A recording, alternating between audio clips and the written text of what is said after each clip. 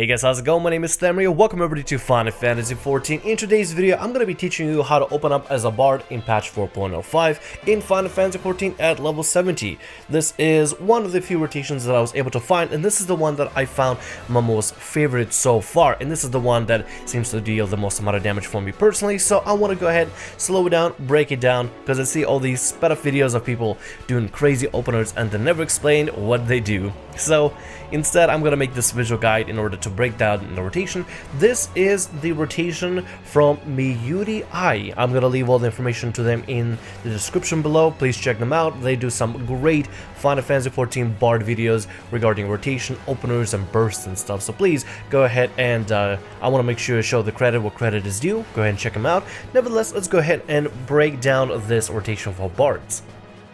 I'm going to keep a PNG representation, a visual representation of the rotation at the very top, while I'll break it down while the gameplay in slow motion.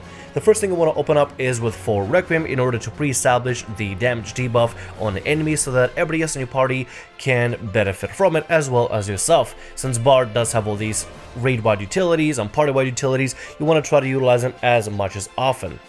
Right as full Requiem is about to be finished, you can see me start spamming my Dexterity Potion. Now, you want to try to get the best Dexterity Potion out there for you. You don't want to be running Draconian Potion like I am. I'm just really cheap, and I can't seem to find a good dealer for my potions on my servers, so unfortunately I have to run Draconian Potions for this video. But you want to pop your Dexterity Potion immediately after the full Requiem cast is over, in between your off global cooldown.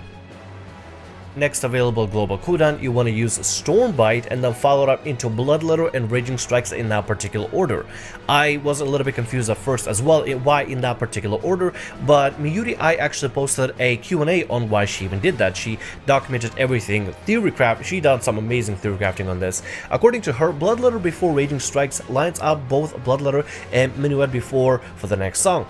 Using Raging Strikes first would also make you lose out on a global cooldown buffed under Raging Strikes, and since Bloodletter is only 130 potency now, it's not a good trade to do so. So you might want to use that immediately right now, right before you use Raging Strike, in order for you to use Bloodletter later down in the line. Besides, since Bloodletter potency has been kind of nerfed, it really wouldn't make a difference. It's just best to establish damage immediately from the start before you snapshot Raging Strikes and your potion onto your dots. From my previous testing experience of this particular rotation and this methodology, I didn't really notice a huge increase in my DPS, or at least not a huge variation. It got up a little bit, it got down a little bit. Primarily everything is according to the RNG of the procs with songs, but other than that, it didn't seem like it would really make a difference from my personal testing. So I'm going to trust Miyuri Ai on this.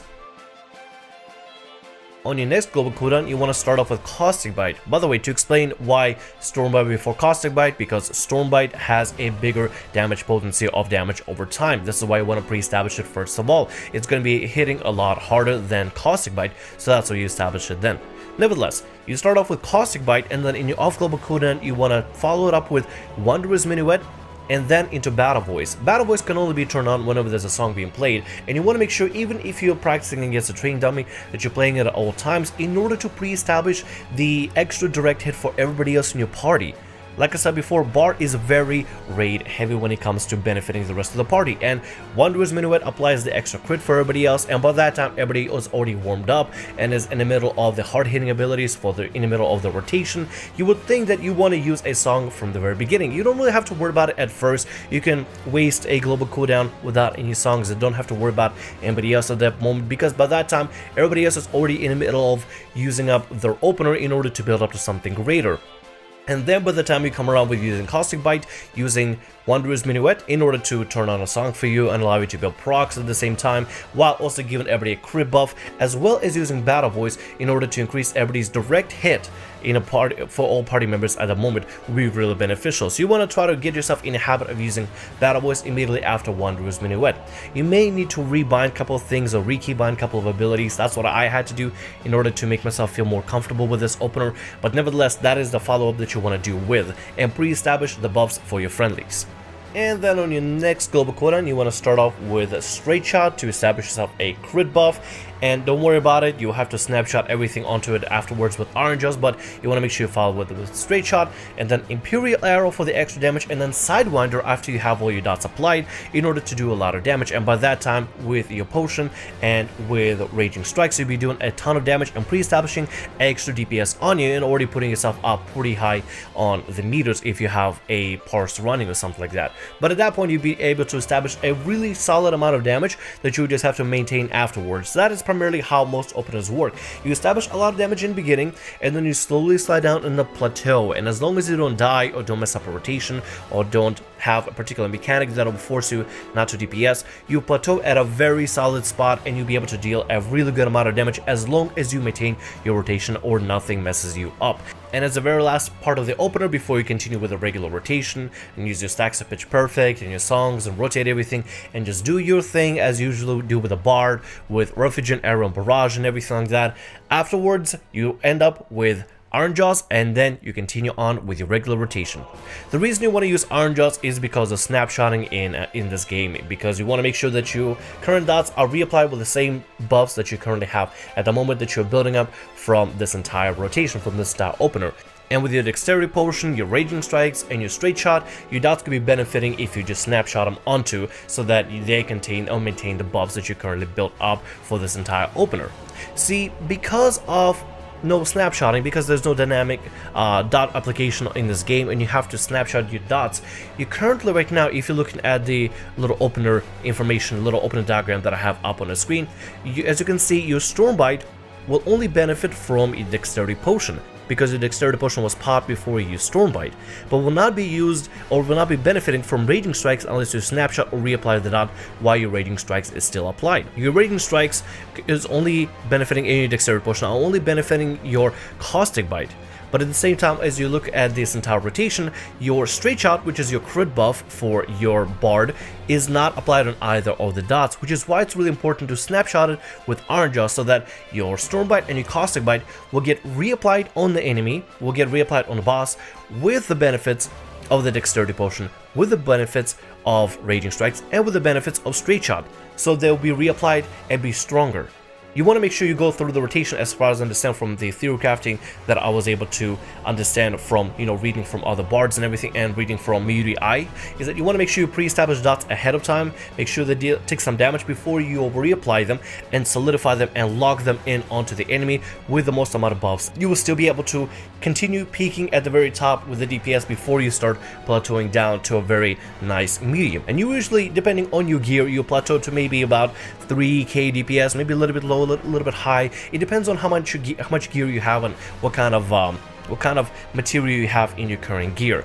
At this current moment, I'm currently right now sitting at a solid 310 as of when I made this video. I'm sitting at primarily crit materia and then direct hit materia. Not a lot of fancy materia 6, just a lot of materia 5s. Some materia 6 is slotted into my current gear. I have an item level 300 ring, so this actually shows the amount of potency that I can do with my current setup, my current gear. Now, I don't have a very high item level, so my current DPS that I'm showing right now on the parts is not going to be the highest, but it does show potential for me to actually increase that if I were to focus down Bard. Unfortunately, I'm going to be doing main tanking for my static, so I can't focus down Bard and gear up Bard all the way to the max, but I'm very much happy with this current opener. And as long as I get more gear from Omega, and as long as I get more gear from the new creation tomestones, I should be able to maintain my DPS, even though I'm not going to be focusing on Bard as often. But yeah, this is the entire Bard rotation Bard opener explained as best I possibly could. See, I'm not a theory crafter. I don't have the ability that other players have to theory craft. I can explain things that they do after I do some research, but that's about it. I'm no good at theory crafting myself. If I could theory craft, I'd be spending a ton of gil and just testing all the builds, all the rotations. Actually, I did spend a lot of gil on my materia in order to figure out a nice, solid balance between all of my stats. But I'm not good at theory crafting. I'm going to leave it up to the other theory crafters that are good at this kind of stuff. I'm no good at it. I'm not going to claim that I'm professional at theory crafting, but what I can do is break it down into a video and explain it in a very interactive mode like this. And I hope this visual guide will help out starting bards or beginning bards or new bards get into barding and try it out for yourselves. Nevertheless, I hope you have a blast with Bard. I'm going to go ahead and play some gameplay of me trying out the opener and just doing it all over again. All it is just practice. All it is practice, and that's all it is when it comes to openers for any classes. You just gotta practice opening it up, practice nailing down, maybe make some mistakes every now and then, but improve on them. Try, practice, and then once you fully nail down the rotation, you can go into, I don't know, you can go into Omega, you can go into the Primals, and you can show off your new rotation to everybody else in your party. Anyway, I hope you enjoyed the video. Hopefully this was helpful, and I will try to update this as best I possibly can as new patches come around, as changes to Bard happen, as a new gear comes around and everything. I'm not sure if I'll be able to keep up with the Bard as best I can, because I'm going to be focusing on tank, but otherwise than that, I hope you enjoyed the video. Hopefully this is helpful. Feel free to link it to a friend if they're more of a visual learner and need this kind of stuff broken down to them a little bit simpler. I would prefer that as well, which is why I'm making this visual guide, because I would like for something like this to happen, you know, to exist on the internet. Nevertheless, I hope you enjoyed the video. My name is Thamriyell. Like, subscribe, and as always, have a great day, and I'll see you all next video or whatever I make. See ya!